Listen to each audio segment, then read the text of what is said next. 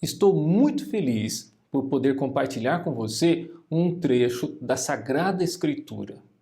Esse sermão é sobre um momento bastante delicado da vida de Abraão. É um sermão sobre a morte de Sara, a esposa de Abraão. E o título é A Caverna dos Patriarcas. Ele tem como base Gênesis capítulo 23. Um momento difícil que Abraão passou, que muitas pessoas também passam, mas eu quero que você esteja atento ao que o texto bíblico oferece de orientação nesse momento e também para outras áreas da nossa vida. Bom, essa caverna é chamada Túmulo dos Patriarcas. Atualmente tem esse nome. É considerado como o centro espiritual da antiga cidade de Hebrom. Fica na região da Cisjordânia e, segundo a tradição judaica, ali estão sepultados outros casais, como Adão e Eva, Abraão e Sara, Isaac e Rebeca, Jacó e Leia. Também por isso é chamado o túmulo das sepulturas duplas. Mas nesse sermão eu vou apenas pegar um trecho da Sagrada Escritura e apresentar o episódio da morte de Sara. Nessa ocasião, Abraão tinha 137 anos de idade. Bom, a Mesopotâmia, ela fica aproximadamente onde hoje se localiza o Iraque. Eu trouxe esse mapa para favorecer a compreensão do que estava acontecendo ali, como foi o cenário. Abraão saiu de Ur dos Caldeus. Ur dos Caldeus era uma cidade muito confortável, ela possuía, por exemplo, uma boa distribuição de água, que não era comum naquela época. Até hoje tem lugares que não têm uma boa distribuição de água, a rede de água limpa, esgoto. Boa medicina, também tinha ali escola organizada, mas ele seguiu a orientação de Deus. Ele foi na direção do rio Eufrates e foi até Arã. Depois ele atravessou o rio Jordão, foi até Ramsés, no Egito, e finalmente chegou a Canaã, ali na região de Hebrom. Mas veja, Abraão e Sara formavam um belo casal. Os casamentos no Brasil, eles duram muito pouco, eu diria, cerca de 11 anos em média. Já realizei cultos, no entanto, de bodas de diamante, que são 60 anos casados. É um aniversário muito impressionante, um aniversário de casamento de 60 anos. Netos, bisnetos, tataranetos presentes. Agora, imagine ficar 90 anos juntos. Que bom é poder viver por décadas junto de alguém que se ama. Que bom é estar bem acompanhado. E Abraão ficaram juntos 90 anos, perto disso. Então veja, Sara casou com ele quando ela tinha 39 anos de idade. Algumas vezes a Bíblia faz referência à beleza de Sara. Olha ali em Gênesis 12, fala que ela era atraente, ela estava com 65 anos de idade. Depois se olha em Gênesis 20, também diz que ela estava atraente, ela tinha 89 anos de idade. Por isso eu imagino que ela tinha uma saúde privilegiada. Mas uma coisa é fato, está escrito aí, ela tinha uma aparência encantadora. Eles formavam um belo casal, o pai da fé e também a experiência de Sara. Veja, de rejeitada, porque ela não podia ter filhos, ela passou a se tornar uma referência e um destaque na história.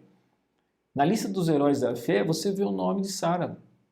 Lá em Hebreus só tem 2 mulheres, e uma delas é Sara. Ela era uma mulher rica, bonita, bom marido, só faltava o filho. Até que Deus chegou e lhe disse que ela seria mãe. Justo na velhice, depois da menopausa, ela então teve Isaac. Mas perto do final da viagem, aconteceu o pior. Infelizmente, veja, aqui diz em Gênesis 23, verso 1 e 2. Sara viveu 127 anos e morreu. E foi em Kiriat Arba, em Canaã, e Abraão foi chorar por ela. Sara foi a única mulher na Bíblia a ter a idade revelada na morte. Eles tiveram percalços, eu sei, naquela vida que você conhece a história. Ela foi cúmplice de uma mentira que Abraão contou para o faraó. Depois ela também impulsionou o marido, de certa forma, por adultério com sua empregada, porque ela estava desesperada para ter filho. Se bem que aquele contexto da cultura ali tem que ser levado em consideração, né? Mas aqui está dizendo que Abraão chorou muito, porque ele amava. Isso é parte do processo para seguir a vida. Abraão teve um trauma, ele estava fragilizado, talvez aí ele já estava vivendo um momento de depressão pós-traumática. Nós compreendemos a situação. Abraão ele estava numa hora delicada da vida e ele chorou por amor. Eu imagino que ele chorou muito. Bom, então, em Gênesis 23:9 tem um texto impressionante. Ele chega para um homem e quer comprar uma sepultura. Ele diz: eu compro a caverna de Maquipela pelo preço justo. Olha só, pelo preço justo, para que eu tenha uma propriedade. Ele foi a um estranho, se informou quem era o dono ali e disse: eu pago o preço justo, me dá o preço justo, eu pago o preço justo. Esse foi o primeiro negócio imobiliário da Bíblia. Esse também foi o primeiro sepultamento registrado na Bíblia. Abraão teve que procurar uma sepultura. Sua esposa havia falecido ali em trânsito. Abraão estava idoso. Deus lhe prometeu uma terra dada, uma terra, ele ia ganhar uma terra. Depois Deus lhe prometeu um filho, mas na reta final ele não tinha uma terra. Pelo contrário, ele precisava comprar um pedaço de terra para enterrar sua esposa. Ele quis comprar uma propriedade, pequena que seja. Abraão tratou sua esposa com dignidade. Ele estava demonstrando respeito por ela, ele estava demonstrando honra pela sua esposa. Veja, Gênesis 23, continuando, verso 11, diz: o hitita disse: eu lhe cedo o campo e também a caverna. Olhando esse texto, dá a impressão que é realmente uma grande cortesia, né? Eu lhe cedo, né? Sensibilizado pelo luto. Talvez poderíamos pensar assim: por muitos séculos, somente a Bíblia falava dos hititas, esse nome que está citado ali. Os críticos diziam que não existiam os hititas, que a Bíblia estava errada ao citar um povo que nunca ninguém descobriu nada sobre eles, até que em 1946, escavações arqueológicas trouxeram à luz cerca de 10.000 tabletes falando sobre os hititas. Eram arquivos escritos naquela linguagem cuneiforme pertencentes a um rei hitita. Um hitita agora aqui oferece a terra gratuitamente. Se viu a palavra que ele diz: eu lhe cedo. Isso é gratuitamente. Essas palavras pareciam cortesia, sensibilidade ao luto, ao momento, mas não são. Precisa ser vista num contexto cultural. Olha, Abraão insistiu em pagar o preço correto. Gênesis 23, 3 e 15. Pagarei o preço do campo. Ele insistiu. O dono da terra insistia em oferecer de graça. Mas finalmente ele dá um preço. Aquele pedaço de terra vale 400 ciclos de prata. Que é isso entre mim e ti? Ele fala: isso não é nada, não precisa me pagar nada. Vai lá, enterra a mulher, vai embora. Parecia tudo uma cortesia, mas quando ele dá o preço, quando ele precifica em 400 ciclos de prata, ele revela os bastidores, porque é um valor desproporcional, absolutamente, absurdamente desproporcional. Gênesis 23, 16 diz: Abraão concordou com Efrom e pagou-lhe o valor por ele estipulado, 400 ciclos de prata. Abraão pagou em prata porque era o dinheiro da época, né? O dinheiro corrente. Abraão foi honesto, Abraão foi transparente. Abraão não questionou o preço, não pechinchou, era para sua esposa. Viveram 90 anos juntos, ele a amava. Ela suportou a vida de um nômade. Eles estavam viajando, ela morou em tendas com ele. Então ele a honrou como uma rainha. O homem disse o preço, ele mandou pesar a prata e mandou pegar. Talvez tudo, ou o grande valor que ele deu ali, talvez foi a fortuna que ele juntou, mas ele estava ali para honrar a sua esposa. Abraão lhe havia dito, perdão, Deus havia dito a Abraão que daria a terra, e agora ele teve que pagar a terra. Isso parece uma incoerência, não é? Deus lhe havia dito que levaria para uma terra imensa, manda leite para ele, seus descendentes. Agora ele estava pagando caríssimo por um pedaço de terra pequeno, para uma sepultura. Bom, quando o Tito ofereceu de graça, ele estava dizendo assim, para você entender, ele estava dizendo, enterra sua esposa de graça e se manda. Era isso que ele estava falando. Sem levar uma escritura. A escritura eu não te passo. Eu não vou dar para você propriedade. Porque na Palestina, culturalmente, o estrangeiro não pode ter posse na terra. O estrangeiro não tinha direito eles não queriam dar uma escritura para o estrangeiro. Então, por isso ele deu um preço alto. E Abraão comprou a caverna de Maquipela pelo preço que ele deu. Já que ele deu pensando que Abraão ia desistir, ele deu um preço e falou assim, Abraão vai desistir, vai dizer, eu não tenho esse dinheiro. Mas ele deu o preço lá em cima, na frente de todo mundo, e Abraão disse, tá, eu pago. Não pechinchou 400 ciclos de prata. Para você ter uma referência, para entender o mercado imobiliário do tempo de Abraão, eu vou te dar algumas informações. Olha, Jeremias 32, 9. Ele comprou... ele pagou 17 ciclos de prata por um campo. Foi numa época cheia de crise nacional. Você pode até me dizer que estava um pouco desvalorizado, que o país estava numa crise também econômica. Mas, veja, 17 ciclos de prata por um campo. Uma área que não era simplesmente um local para sepultura. O que mais? Davi comprou um terreno, segundo Samuel 24, 24, lá em Jerusalém, que se tornou a capital, e ele pagou 50 ciclos de prata pelo terreno. Mas não era só o terreno, ali tinha um maquinário de debulhar cereais, veio junto, e com os bois.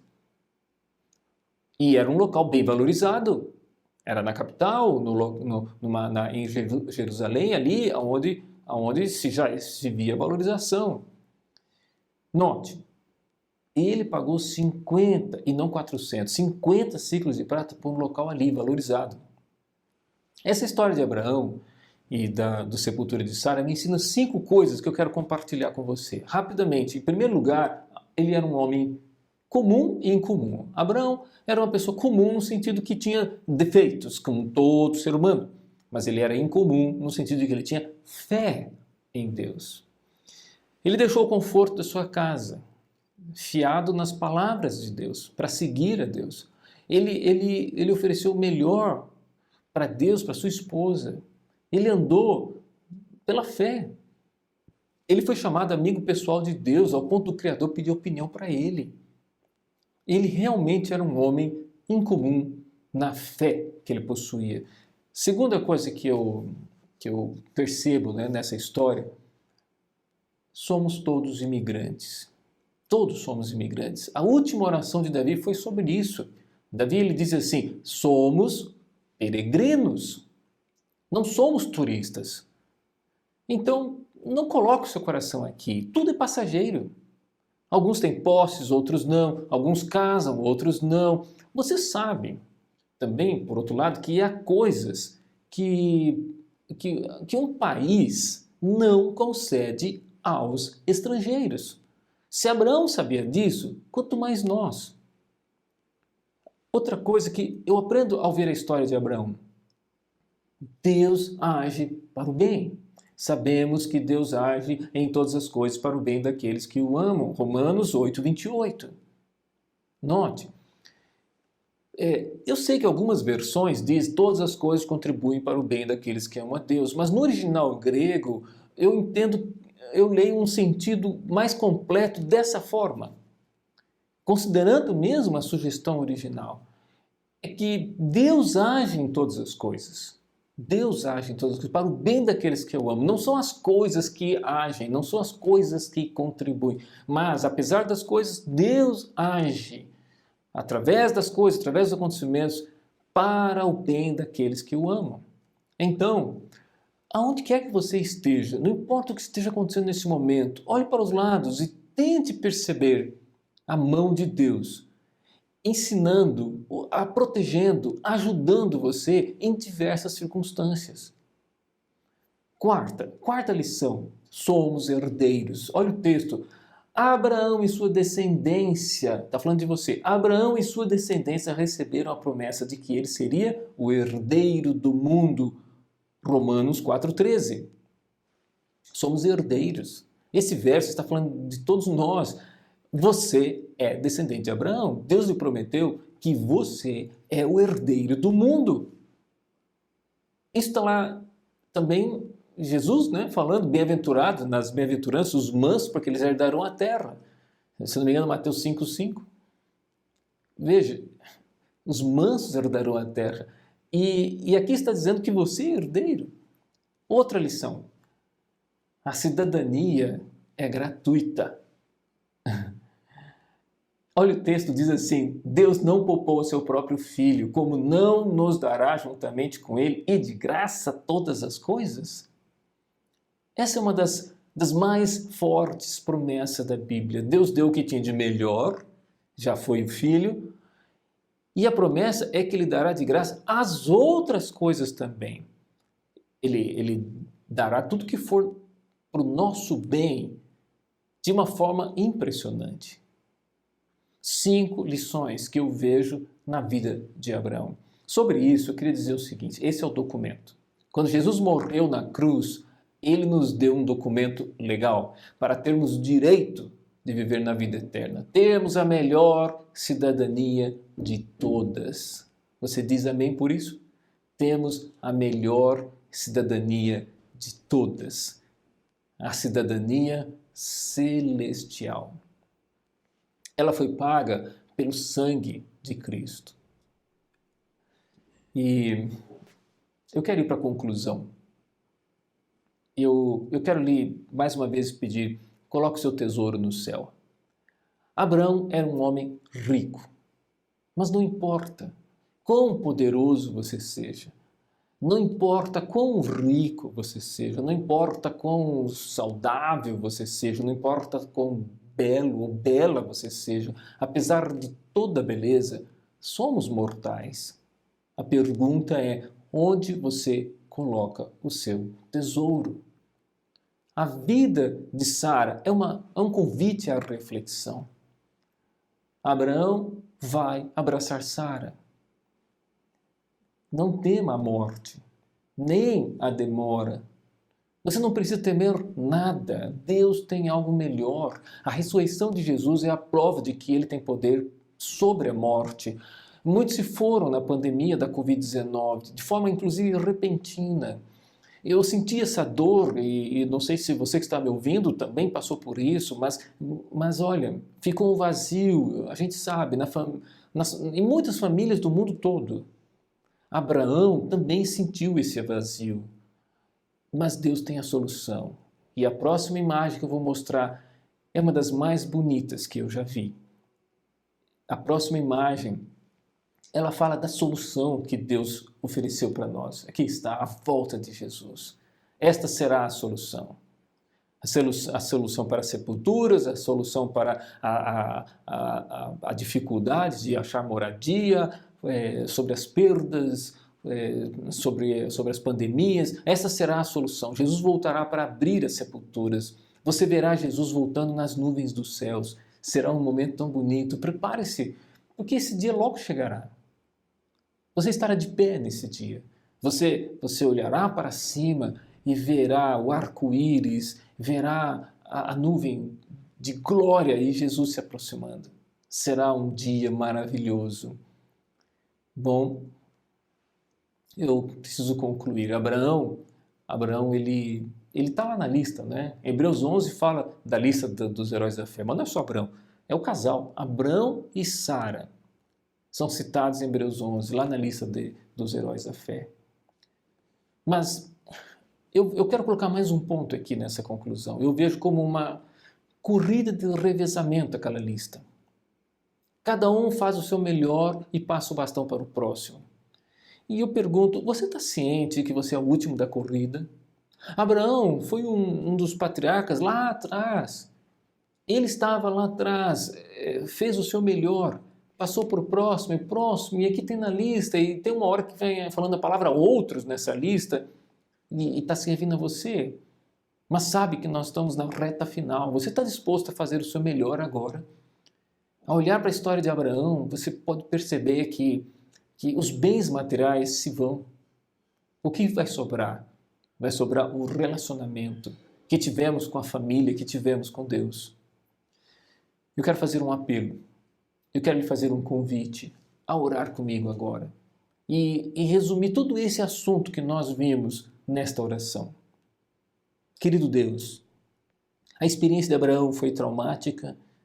Sabemos que muitas pessoas também passaram por experiências traumáticas, ou de falecimento, ou de outros acontecimentos. Até mesmo a perda de um emprego e separações são traumáticos. Mas agora, Pai, eu quero lhe pedir a mesma forma como o Senhor andou com Abraão, como o segurou nas mãos dele, como o sustentou, venha dar-nos o sustento necessário para caminharmos contigo. Abençoa cada pessoa que está me ouvindo com a bênção que o Senhor deu a Abraão. Em nome de Jesus. Amém. Bom, se você quiser saber mais alguma coisa, eu quero sugerir que consulte a plataforma da UDM, ali em ministériosdaigreja.com.br.